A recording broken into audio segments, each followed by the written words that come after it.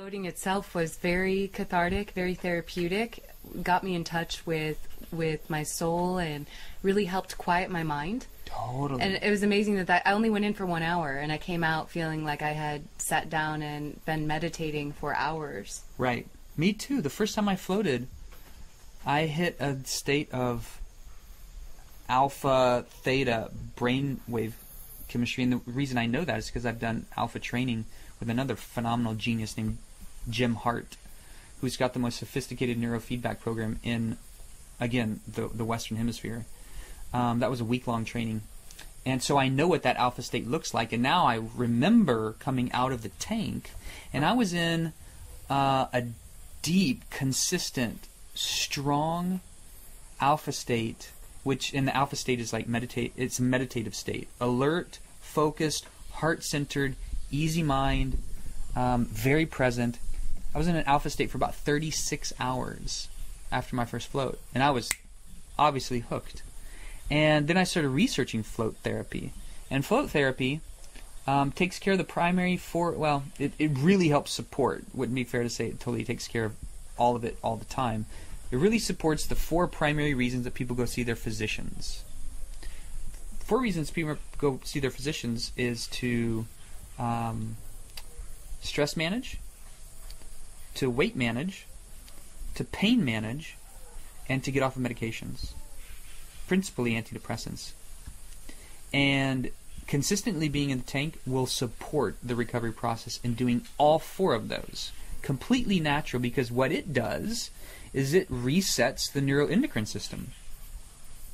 It's the first time since we were conceived that we're completely deprived of external stimuli. And when we're completely deprived of external stimuli, we start to kick in deeper brain states, deeper soulful states. And the brain areas that highlight themselves are different, floating and not floating. And so when we're floating in that sensory deprived environment and the neuroendocrine system is rebooted, it's like you're turning off and on your cell phone. I just recently appreciated the fact that my cell phone updates its operating system each time I turn it on and off. But if I just have it in sleep mode, it's not going to do that because I didn't turn it on, or I didn't turn it off.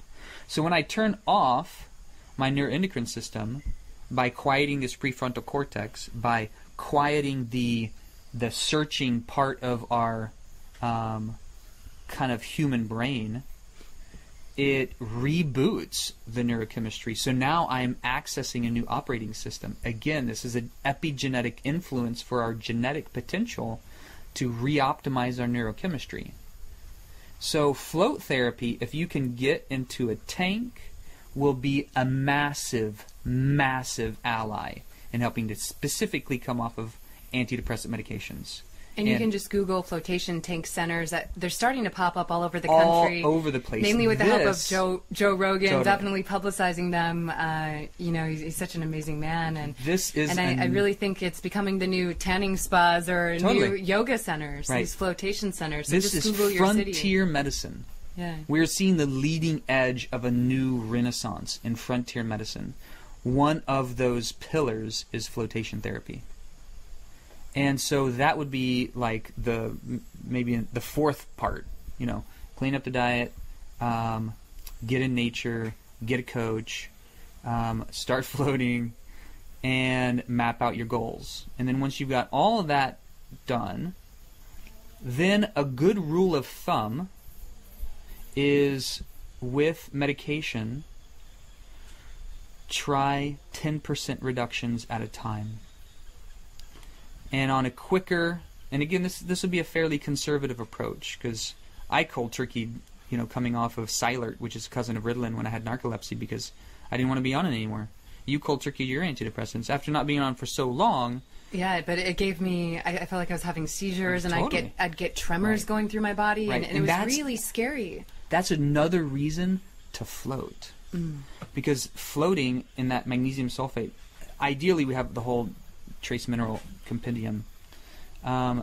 that's very calming. Floating is very calming to the nervous system.